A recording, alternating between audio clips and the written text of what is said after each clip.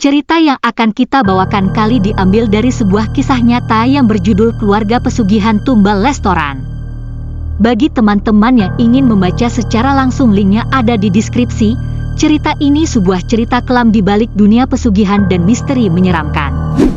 Jangan lupa like, subscribe, dan nyalakan lonceng notifikasinya supaya kamu gak ketinggalan cerita-cerita horor lainnya yang akan terus membuatmu penasaran dan bergidik ngeri. Siapkan mentalmu, karena dunia pesugihan tak seindah yang terlihat.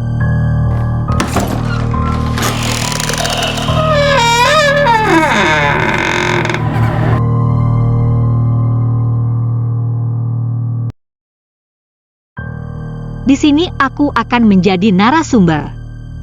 Perasaanku selalu sedih bercampur takut ketika mengingat kembali kejadian tragis yang menimpa keluargaku tahun sekitar 2008 lalu. Cerita ini kubagikan bukan untuk menakut-nakuti, hanya sekadar peringatan untuk kita semua. Jangan pernah sekali-sekali meminta pertolongan kepada jin dalam hal apapun. Kamu bukan Jun, dan jin jelas tak selucu Om Jin.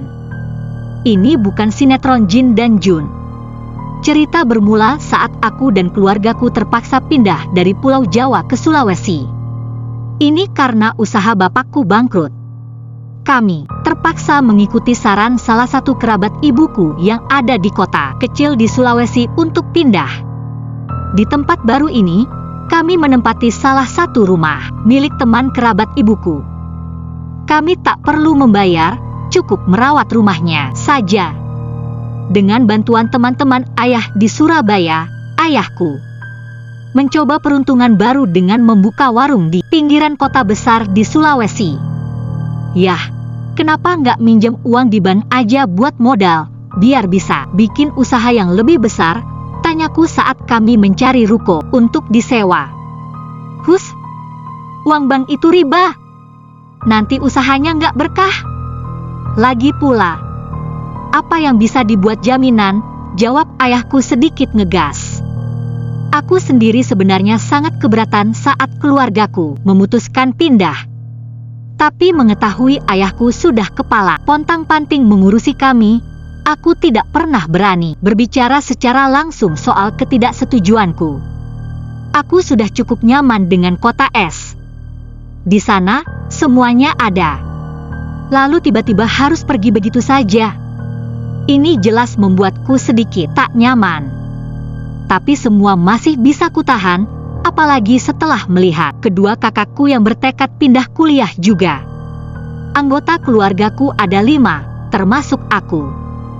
Ada ayah, ibu, kakak perempuanku yang paling tua, kakakku yang nomor 2 yang saat ini duduk di kelas 11 SMA, dan aku yang masih kelas 6 SD.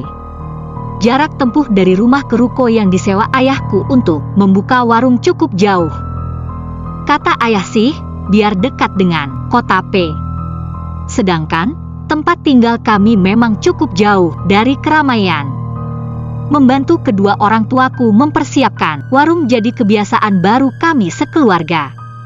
Di masa-masa ini, aku benar-benar merasakan keluarga kami semakin dekat.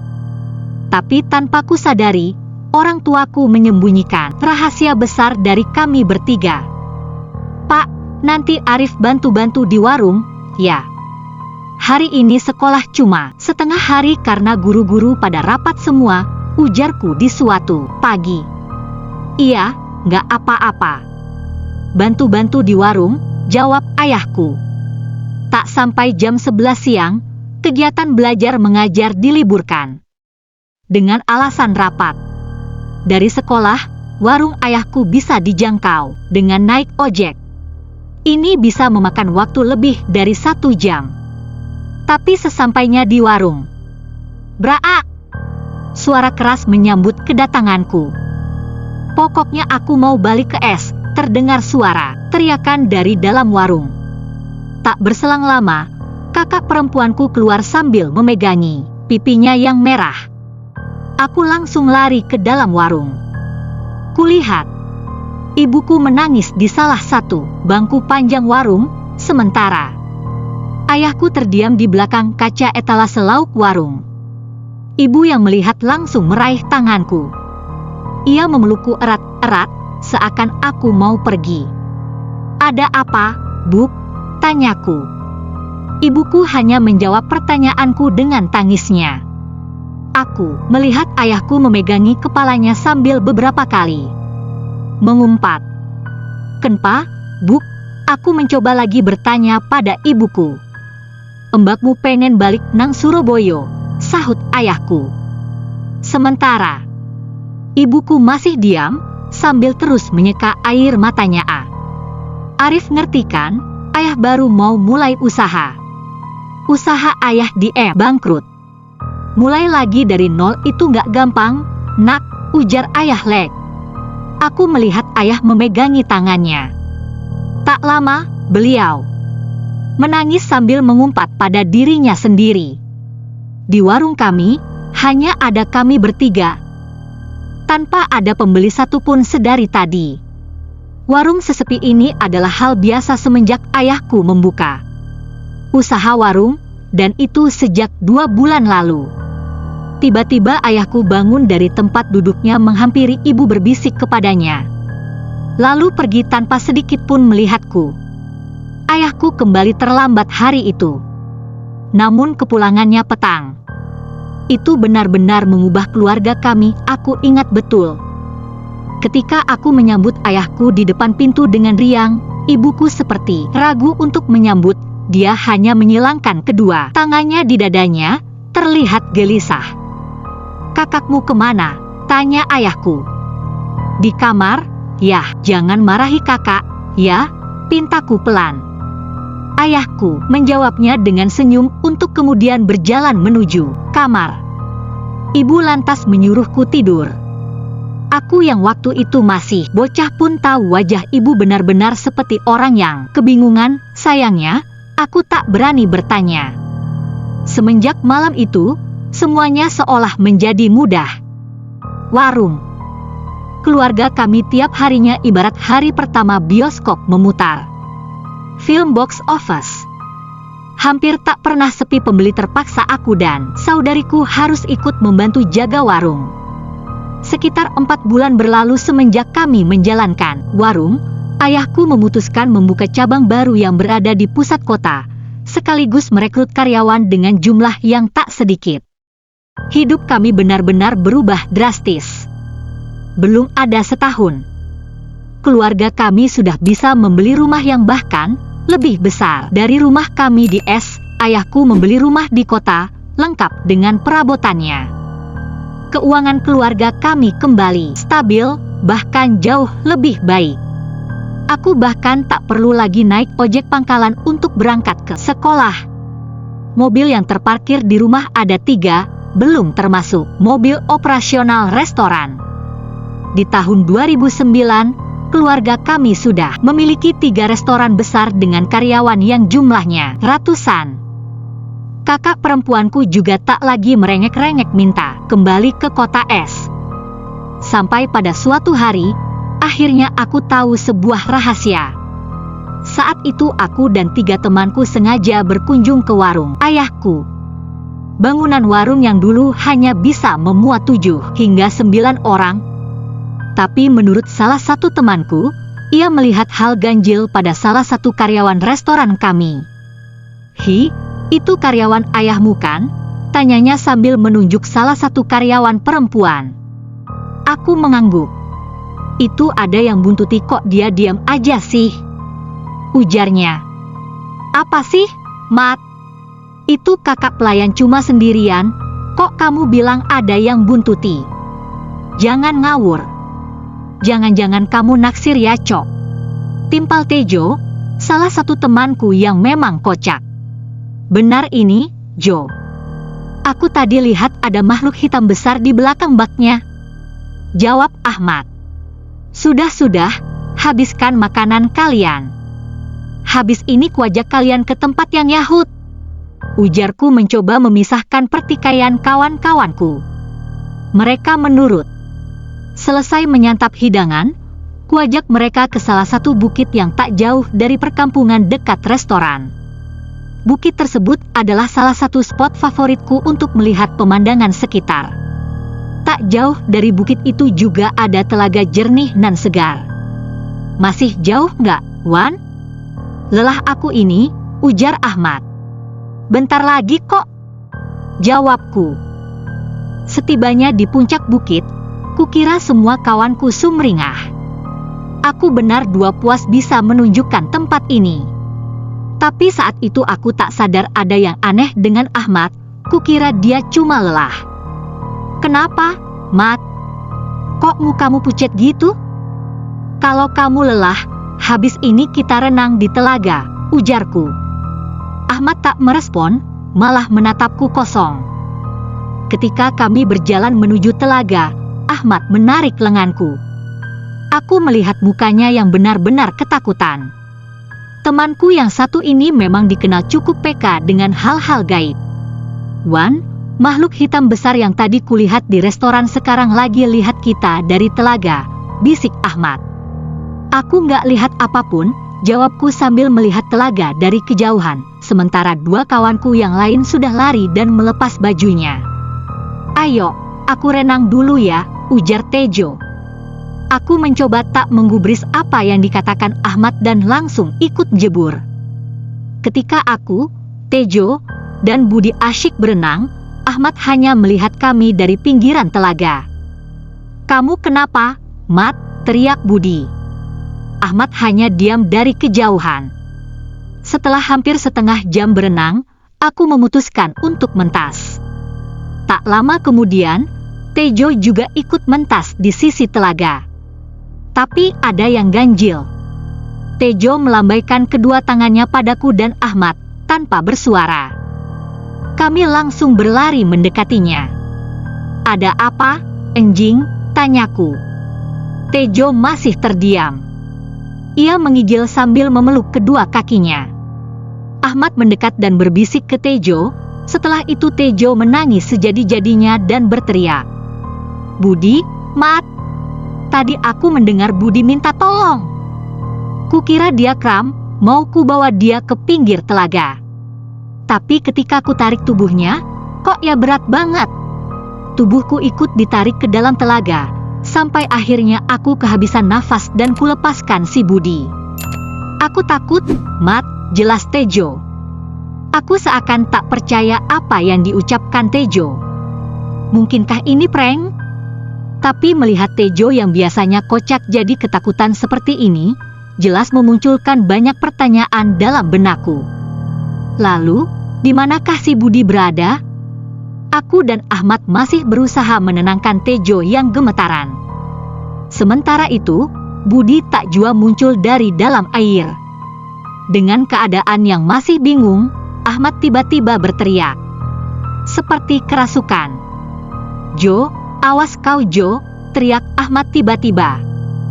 Kedua tangan Ahmad sudah mencekik leher Tejo yang masih linglung. Wah! Kau ngapain Mat? Teriakku pada Ahmad. Pupil Ahmad tertarik ke atas, matanya membelalak, suaranya berat, tak seperti Ahmad yang biasanya. Sadar ada yang tak normal dengan Ahmad, ku tarik tangannya dari leher Tejo sekuat mungkin, namun Ahmad tak bergeming. Tangannya seperti sudah menempel erat di leher Tejo. Istighfar Mat, istighfar. Tejo mati nanti kalau kau cekik, ujarku. Kubacakan ayat-ayat suci sebisaku ke telinga Ahmad, kalau tidak salah surah An-Naas. Baru kubacakan 2 ayat, Ahmad menoleh. Mukanya benar-benar tak seperti Ahmad yang biasanya. Selama mengenalnya, ia tak pernah membuat ekspresi semengerikan ini. Kukira Ahmad menoleh padaku karena sudah sadar. Tapi ternyata tidak. Ia malah menonjok dadaku dengan keras menggunakan tangan kirinya hingga tubuhku terpental. Kenapa kau lepaskan aku Jo? Kenapa? Teriak Ahmad tepat di muka Tejo. Sepertinya yang merasuki tubuh Ahmad adalah arwah Budi yang sekarang tampaknya sudah tewas tenggelam. Tejo ketakutan setengah mati. Sorry Bud, maaf. Aku nggak kuat narik tubuhmu, Bud. Tuh tolong lepaskan aku, Bud, jawab Tejo sambil terbata-bata. Ahmad yang saat ini di depan mataku hanyalah jasad semata. Aku merasa saat ini kami sedang menghadapi kemarahan Budi yang tidak diterima karena dibiarkan tenggelam oleh kawan sepermainannya. Budi, kalau ini benar kau, tunjukkan di mana jasadmu, Bud. Kita secepatnya akan mengangkatmu dari dalam telaga, ucapku cepat. Ahmad melirik ke arahku. Ini juga gara-gara kau, Rif. Kau bawa kami buat jadi tumbal bapakmu. Bangsat kau, Rif, ucap Budi dalam tubuh Ahmad. Aku makin bingung. Apa maksud ucapan barusan? Apa salahku? Hari semakin sore, sebentar lagi maghrib. Cengkraman Ahmad tiba-tiba melonggar, tubuh Tejo jatuh ke tanah. Ia sudah tak sadarkan diri. Tak lama setelah itu, Ahmad menoleh kepadaku dengan ketakutan lalu. Ketakutan lalu tiba-tiba tersungkur, tak jauh dari tubuh Tejo. Aku tak bereaksi ketika itu. Kejadian yang menimpaku sore itu benar-benar membuatku ketakutan sekaligus bingung. Aku tak pernah mengalami hal-hal mistis seumur hidupku. Hei hei hei hei. Di tengah kebingungan, terdengar sayup-sayup suara perempuan yang sedang tertawa di tengah hutan. Terdengar dekat. Ya Allah, batinku. Ku coba tetap tenang. Kuanggap itu hanyalah suara gesekan antar batang bambu yang tak jauh dari telaga tempat kami berenang. Surup menjelang malam, satu temanku tak ada yang tahu rimbanya, entah tenggelam entah dimakan setan. Jasadnya bahkan tak mau muncul ke permukaan. Sementara dua temanku yang lain, saat ini tak sadarkan diri. Aku mencoba mendekati kedua tubuh temanku yang tak jauh dari bibir telaga. Belum sampai 3 langkah, suara yang tadi kembali muncul. Kali ini terdengar lebih jauh. Hei hei hei. Aku tak berani melihat ke belakang, ku coba untuk tetap maju menggapai tubuh temanku. Mat, bangun, Mat. Ayo cari pertolongan, ucapku sambil menggoyang-goyangkan tubuh Ahmad. Tak ada jawaban, baik Ahmad maupun Tejo benar-benar seperti mati. Padahal cuman pingsan. Ketika ku tarik kedua tubuh temanku itu menjauh dari bibir telaga, kembali muncul suara yang menakutkan. Mau kau bawa kemana makananku? Kali ini suaranya jelas dan menggema. Aku langsung gemetaran, tanpa menunggu waktu lama, aku lari terbirit-birit meninggalkan temanku. Aku sudah lupa bahwa kami berangkat berempat. Yang kupikirkan waktu itu, aku harus menjauh dari telaga secepat mungkin. Setelah berlari cukup lama, aku pun tiba di pinggiran kampung. Tong! Tong! Telepon polisi! Teriakku kepada orang-orang yang berlalu lalang. Tak ada satupun yang menggubrisku. Sampai akhirnya, datang seorang bapak-bapak yang menghampiriku. Mas Arif, ada apa? Tanyanya. Tolong teman saya, Pak. Teman saya di telaga, Pak. Tolong teman saya tenggelam di telaga atas bukit, ujarku dengan gagap. Bapak paruh baya tersebut bisa menangkap perkataanku. Ia memasukkan tangan ke sakunya, mengambil telepon genggamnya. Nak, tenang dulu, saya akan teleponkan polisi. Sekarang sudah gelap, kamu sudah makan, kata si bapak.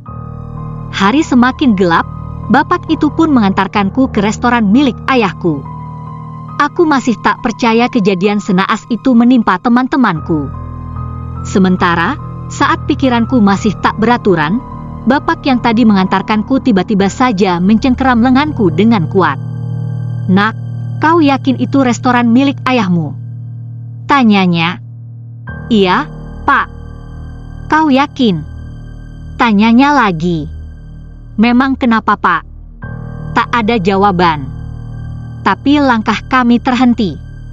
Aku semakin kebingungan. Restoran milik keluarga kami hanya berjarak tak lebih dari 50 meter dari tempat kami berpijak saat ini.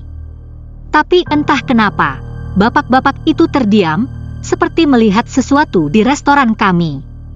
Sementara menurutku, tak ada yang aneh dari restoran yang tiap hari kulihat tersebut. Kita tunggu polisi di sana saja, ujar bapak tersebut sambil menunjuk ke salah satu pos polisi kosong. Aku bermaksud mengajak para karyawan kami untuk ikut membantu menolong temanku. Tapi, si bapak mencegah. Katanya, lebih baik tak mengganggu orang yang bekerja. Bapak tersebut kemudian mengucap satu hal yang masih kuingat sampai hari ini. Nak, masakan di restoranmu mungkin enak. Tapi jangan lupa, berdoalah sebelum kau makan, ujarnya. Setelah menunggu hampir 2 jam, satu mobil kepolisian tiba bersama tim SAR, lengkap dengan perlengkapan selam mereka. Tak menunggu lama, kami segera menuju ke lokasi kejadian. Beberapa warga ada yang membuntuti kami. Kabar adanya anak yang tenggelam di telaga, didengar orang 2. Di sekitar restoran keluargaku. Mereka berkumpul, berduyun-dua mendatangi telaga seperti mau melihat festival. Belum sampai telaga, salah satu dari anggota polisi menemukan seorang anak laki 2 dari pinggir jalan setapak. Ia memegangi anak yang menggigil tersebut. "Ahmad!" teriakku. Anak itu menoleh padaku. Benar, itu adalah Ahmad. Aku bersyukur Ahmad selamat. Namun ketika aku mendekatinya, ia malah berlindung di belakang petugas polisi yang menemukannya tadi, seperti ketakutan melihat wujudku. "Saya akan mengamankan adik ini ke bawah bukit dulu," ujar petugas tersebut, kemudian berlalu. Ketika aku berpapasan dengan Ahmad, aku mendengar sedikit bisikan, "Keluargamu, pemuja setan." Aku menoleh cepat. Siapa yang berbisik padaku tadi? Tidak mungkin Ahmad, kawanku yang selalu berhati-hati dengan ucapannya yang mengatakan hal. Setibanya di telaga, polisi segera memasang garis polisi, sementara petugas SAR sudah bersiap menyisir lokasi tersebut. Tak lama aku dipanggil bapak yang tadi menolongku. "Ini anak yang melapor tadi, Pak." "Nak, bisa kau jelaskan di mana temanmu tadi?" ujar si bapak. Seperti itu. Ahmad bersama petugas tersebut sudah menghilang dari jalan setapak. Aku bersama rombongan melanjutkan perjalanan menuju telaga. Setibanya di telaga, polisi segera memasang garis polisi, sementara petugas SAR sudah bersiap menyisir lokasi tersebut. Tak lama aku dipanggil bapak yang tadi menolongku. "Ini anak yang melapor tadi, Pak." "Nak, bisa kau jelaskan di mana temanmu tadi?" ujar si bapak. Petugas sudah menghubungi keluarga dari kedua temanku. Mereka akan segera menuju lokasi. "Budi tenggelam di telaga, Pak."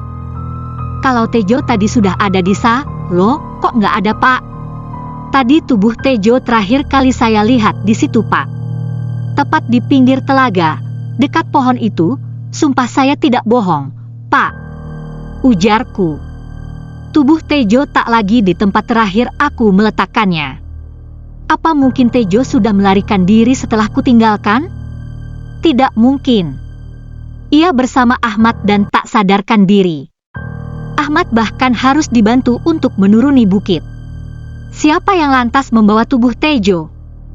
Kepalaku teringat dengan sosok hitam yang mengejarku tadi. Mungkinkah makhluk itu tadi sudah memakan Tejo? Bulu kuduku berdiri. Aku bukan orang yang tidak punya rasa setia kawan, tapi saat ini aku benar-benar ketakutan. Asalkan aku selamat, tak apa kawanku dimakan iblis sekalipun. Berjam-jam menunggu, pencarian tak membuahkan hasil. Polisi menyisir di darat di sekitar telaga. Sementara, ada 4 orang tim SAR yang menyelam mencari keberadaan Budi. Waktu sudah menjelang jam 11 malam, para petugas mulai berputus asa karena tak segera menemukan titik terang. Kakak Budi tiba di lokasi, bersama dengan ayah Tejo. Setelah berbincang dengan petugas, mereka melirikku, kemudian melengos begitu saja. Ayah Tejo membawa seekor ayam hitam legam, seekor ayam cemani.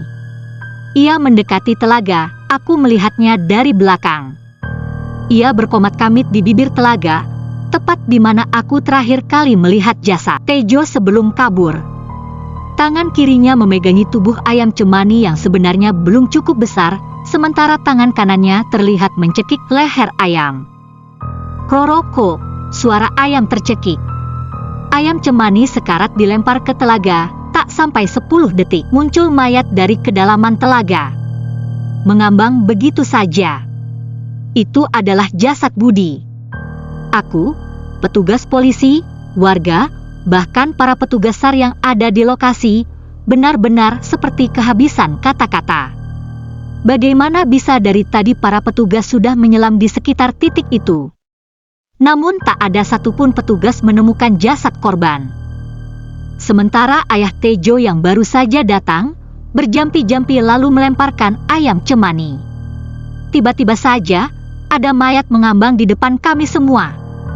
Jasad Budi dibawa ke tepian telaga oleh tim SAR. Tubuhnya sudah putih pucat. Dari mulutnya, keluar cairan putih. Begitu pula dari kedua lubang hidungnya. Matanya membelalak. Hingga kini, aku masih ingat betul ekspresi wajah mayat Budi.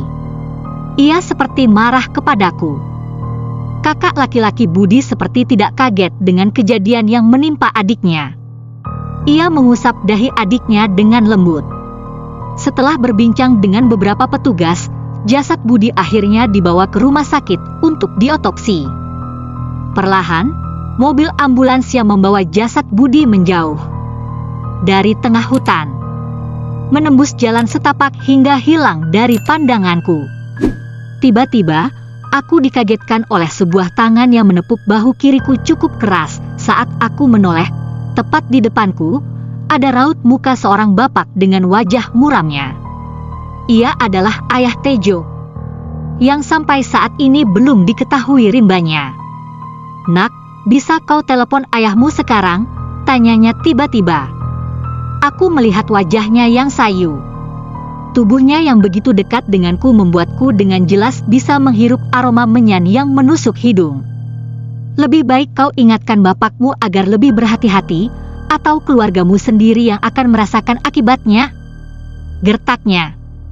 Aku tak benar-benar paham apa yang dibicarakan ayah Tejo. Kupikir dia benar-benar membenciku saat ini, dan aku tak bisa menyalahkannya, karena akulah orang yang meninggalkan Tejo di tengah hutan. Yang kutakutkan hanyalah tentang keluargaku. Apakah hal gaib yang menimpaku dan kawan-kawanku berhubungan dengan keluargaku? Tapi apa gerangan? Bahkan, tak ada satupun keluargaku yang tahu aku bermain ke telaga bersama kawanku sore tadi. Setelah diinterogasi cukup lama di polsek terdekat, ayahku menjemputku. "Syukurlah kau selamat, Nak," ujar ayahku sambil menyetir mobil. Aku yang duduk di sisi ayahku tak benar-benar mendengarkan apa yang ia ucapkan. Aku masih kepikiran dengan ucapan ayah Tejo. Tejo sendiri masih belum diketahui di mana jasadnya. Pihak kepolisian mengatakan, mereka masih akan menyisir lokasi seminggu ke depan. Ayahnya juga tak ketinggalan. Ia memutuskan untuk ikut mencari jasad anaknya sendiri. Ayah Tejo yang merupakan orang asli Banten, memang dikenal sebagai orang yang memiliki kelebihan, terutama dalam hal gaib. "Rif, kau kenapa, Nak? Bengong begitu dari tadi. Kau tak dengar apa yang ayah bilang tadi?" ucap ayahku. Apa? Yah. Maaf, aku ngantuk, jawabku singkat. "Kau jangan begitu kalau orang tua lagi ngajak bicara, tidak sopan namanya." Ayahku mulai menaikkan nadanya. "Iya, Yah, maaf. Yah, apa ada yang ayah sembunyikan dari kami?" ujarku balik bertanya. "Maksudmu apa? Sesuatu yang ayah sembunyikan dari aku dan kakak, atau ibu?" ujarku. "Kok nanya gitu? Ada apa?" "Tak apa, Yah. Jawab saja dengan jujur." "Tidak ada, Nak," jawab ayahku singkat. Perbincangan berhenti. Suasana benar-benar hening, seakan ayahku menciptakan tembok antara dirinya dan diriku. Aku sadar ada yang ia sembunyikan dariku. Tapi kupikir, itu tak penting selama keluargaku bahagia. Kami tiba di rumah dengan sambutan yang tak lazim. Ibuku berlari dari arah pintu menuju halaman, kemudian memeluk ayah yang baru saja keluar dari mobil. Ia menangis sambil meneriakkan nama kakak perempuanku. "Mas, Mas, Ratih Mas," ucap ibuku sambil terisak. "Iya, Ratih, kenapa, Bu?" "Ibu tenang dulu, bilang jangan sambil nangis begitu," ucap ayahku. Aku hanya memperhatikan kedua orang tuaku dari belakang. Ibu melirikku, kemudian menyambarku, memelukku dengan erat. "Bu, kenapa, Bu?" tanyaku. "Maafkan ayah ibumu yang berdosa ini, Nak," jawab ibuku. Jawaban yang sebenarnya sudah menunjukkan ada yang tidak beres dengan keluarga kami. "Sudah, jelaskan dengan singkat, Ratih, kenapa?" bentak ayahku sambil menarik lengan ibuku. Hampir saja aku terjatuh karena ikut tertarik. "Ratih sudah tiada, Mas, tubuhnya di dekat pintu belakang rumah, di pagar," ucap ibuku sambil terisak. "Hah, di pagar? Apakah ibuku sedang bercanda? Rani di mana?" "Belum pulang," tanya bapakku. Ibuku mengangguk cepat. Kami bertiga segera bergegas menuju ke pekarangan belakang rumah. Ayahku tiba-tiba ambruk sambil terkaget. Ibuku kembali menangis, semakin menjadi-jadi. Waktu mungkin sudah lewat tengah malam. 3 ujung pagar berkarat menancap di leher, dada, dan perut. Mulutnya terkoyak hingga ke pipi kirinya. Aku seperti melihat adegan dalam film, namun bedanya kali ini aku melihat adegan nyata. Ibuku sudah seperti kesurupan. Namun aku seperti mulai menikmati pemandangan menyeramkan yang ada di hadapanku. Ketika kami semua masih shock, jari-jari di tangan kiri saudariku bergerak-gerak. Kulihat betul mimik mukanya yang tersenyum kemudian tertawa dengan lucu. "Hihihi." Ibuku pingsan, ayahku ketakutan. Sementara, aku tersenyum kegirangan. Mendadak aku menjadi liar. Aku seperti kehilangan kontrol tubuhku sendiri. Aku berusaha berteriak, namun kerongkonganku seperti bukan milikku lagi. Kesadaranku mulai menipis, sementara malam kian hening. Semuanya menjadi gelap. Lalu entah datang dari mana, tiba-tiba terdengar suara tanpa wujud, menjerit-jerit. Aku yakin itu suara seorang perempuan. Ia terus menjerit, ketakutan. Matanya menengadah ke atas. Tepat di depannya, sesosok hitam seolah siap menyantapnya kapanpun. Beberapa saat kemudian, perempuan itu terbaring lunglai. Aku ikut menggigil melihat pemandangan yang terjadi di depanku. Mungkinkah ini mimpi? Setahuku, aku baru saja dijemput ayahku pulang dari kejadian di bukit tadi. Teman-temanku sudah ketemu? Oh iya, kakak perempuanku sedang sekarat menancap di pagar. Bagaimana keadaannya? Sementara aku bertanya-tanya, tiba-tiba sesuatu menggelinding hingga menyentuh kaki kiriku. Sebuah kepala. Lehernya masih meneteskan darah segar. Aku tercekat, melangkah mundur. Potongan kepala itu kembali menggelinding hingga wajahnya menghadap ke atas. Aku tahu betul siapa pemilik potongan kepala tersebut. Aku ambruk, dengkulku menyentuh tanah. Kuraih potongan kepala itu. Kupeluk erat-erat sambil menangis. Tangisku semakin menjadi-jadi. Dan tanpa kusadari, makhluk hitam besar sudah ada di depanku. Tubuhku tak bergerak. Aku masih sesenggukan sambil memeluk kepala kakakku. Bajuku sudah penuh dengan darah. Ia merebut potongan kepala tersebut dari genggamanku, lalu melahapnya. Darah menetes dari taring bawahnya yang menjulur ke atas hingga hampir menyentuh mata. Sementara dari belakang, muncul 2 orang yang berjalan mengikuti langkah makhluk tadi. Mereka tak asing, pikirku. Mataku tak mungkin salah. Mereka adalah ayah dan ibuku. Tapi kenapa? Kenapa mereka tiba-tiba muncul dan mengikuti makhluk tadi? Aku mencoba memanggil keduanya, namun suaraku tak keluar dari kerongkongan. Pandanganku merayap. Aku sedang berada di sebuah kebun bambu tanpa penerangan sedikit pun. Tapi anehnya, mataku bisa melihat makhluk menyeramkan tadi. Kupikir ini terlalu nyata untuk menjadi sebuah mimpi. Aku bergerak dan berlari mengejar kedua orang tuaku. Kuraih tangan mereka. Ayah dan ibuku masih bergeming, seakan aku tak berada di situ. Aku berusaha sekuat tenaga, hingga akhirnya satu patah kata keluar dari tenggorokanku yang serak. "Tolong!" Ibuku menoleh. Aku ingat benar dia berekspresi dingin, namun tetap berusaha tersenyum. Ia mengenaliku. "Ada apa, Bu? Siapa sebenarnya makhluk itu? Kenapa kalian mengikutinya padahal dialah yang memakan Kak Ratih?" Tapi, tak ada satupun kata yang keluar dari mulutku. Ibuku melenggang. Aku tak berani mengikuti mereka lagi. Saat aku berusaha menarik ibu dan ayahku, tanpa tersadar, dari sisi makhluk hitam tadi, ratusan makhluk serupa muncul dan bersorak ganjil. Mereka sedang berpesta? Tapi, tak ada satupun dari makhluk itu yang menyadari keberadaanku. Aku benar-benar tak dipedulikan. Sampai akhirnya dari kejauhan, aku melihat kakak perempuanku yang kedua sedang berlenggak-lenggok di tengah kerumunan. Sejak kapan Retno sepandai itu menari tradisional? Terkadang ia melenturkan tubuhnya, menggeliat di tanah. Dengan kedua tangannya penuh luka cakar. Di sisi lain, orang tuaku terlihat bersujud ke makhluk hitam tadi, makhluk yang ukurannya jauh lebih besar dibandingkan makhluk-makhluk yang mengelilingi Retno. Aku seperti menyaksikan keluargaku sedang bermain peran. Tanpa sadar, aku berlari mendekati orang tuaku. Berlari.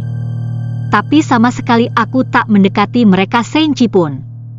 Suasana kembali gelap. "Nak, sadar." Suara laki-laki menyadarkanku. Orang tersebut adalah ayah Tejo. "Pak, di mana ibu saya?" ujarku. Ia terdiam, kemudian mengusap dahiku yang berkeringat. Kadang manusia memang bisa hilaf, tapi jika sudah sejauh ini, ayahmu sudah memancing makhluk yang harusnya tak ia usik, jawabnya tanpa ekspresi.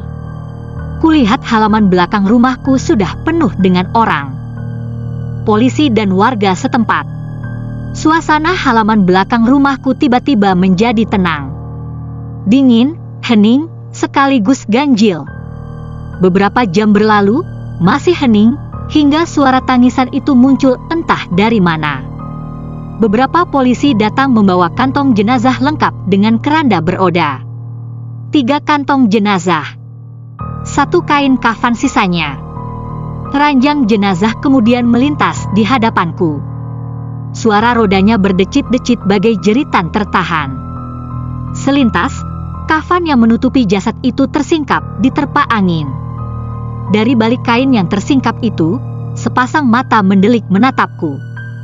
Seketika itu aku terdiam. Ibuku tak pernah menatapku dengan ekspresi semenyeramkan itu. Selesai. Jadi itulah konsekuensinya jika manusia melakukan pesugihan.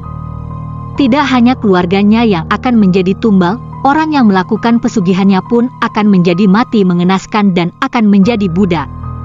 Sesuai dengan perjanjian yang telah disepakati dulu. Restoran menjadi ramai. Berani menggunakan pesugihan juga harus berani menanggung akibatnya. Bisa sampai kehilangan nyawa juga. Ada salah satu rumah makan yang terkenal di daerahku digosipkan melakukan pesugihan. Jam 8 baru buka parkir mobil penuh setiap hari. Gak pernah sepi. Per hari keuntungan bisa sampai puluhan juta. Pengen rasanya nulis tentang rumah makan itu. Kalaupun gosip itu benar, biarlah menjadi dosa duanya. Rumah makan itu dikenal oleh orang 2 sekitaran Jakarta, Karawang, Cikampek, Purwakarta, Bandung.